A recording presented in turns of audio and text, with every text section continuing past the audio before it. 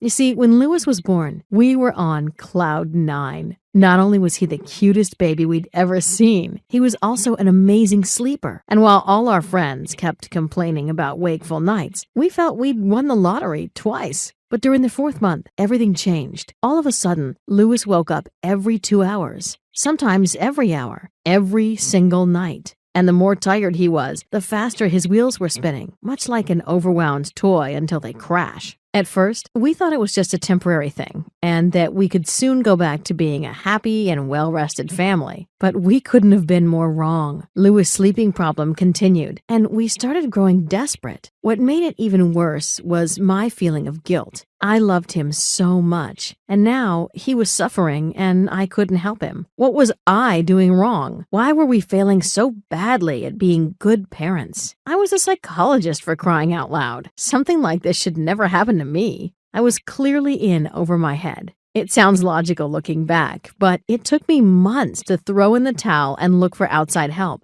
We went online to find a solution, but it felt like drinking from a fire hose. An avalanche of conflicting information that makes you feel even more lost. And yet, we bought the books, the tapes, and even got a $200 sleep consultation that gave us advice so terrible, we decided not even to try it. I finally hit the breaking point when, after 5 months of sleep deprivation, my husband caught me screaming at Louis, screaming to keep his mouth shut. I wasn't angry with him. I was angry with myself, and I felt humiliated for being a mean bee who shouted at her own innocent little boy. At that moment, I knew if I didn't take decisive action, if I didn't find a way to restore the sleep of my child, I would either have to check myself into a rehab center or end up divorced. So I reached out to doctors and psychologists I had worked with in the past. The response was overwhelming. Not only did they share their professional experience with me, they also granted me access to their exclusive medical databases.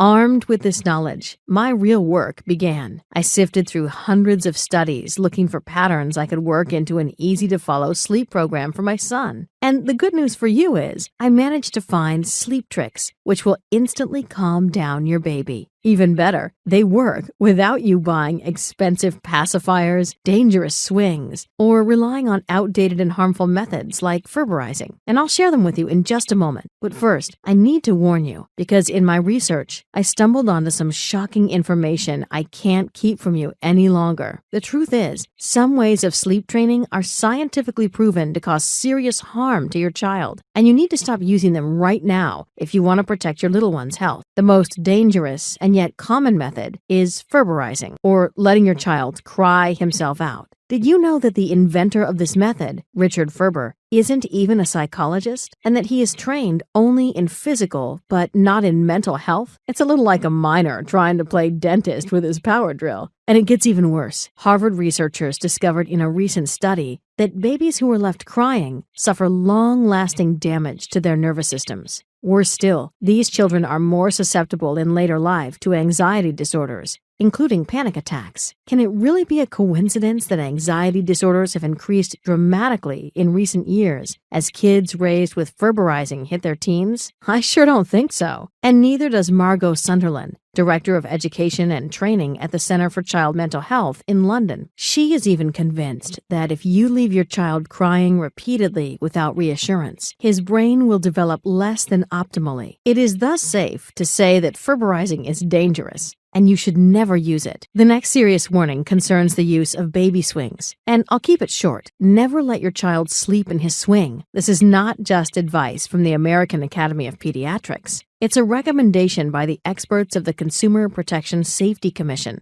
The sad fact is, every day, more than 5 children under age 5 are treated in emergency care for swing-related accidents, and some of them even die. I feel it is my duty to bring this deadly threat to your attention because nothing is more important than the safety of your child.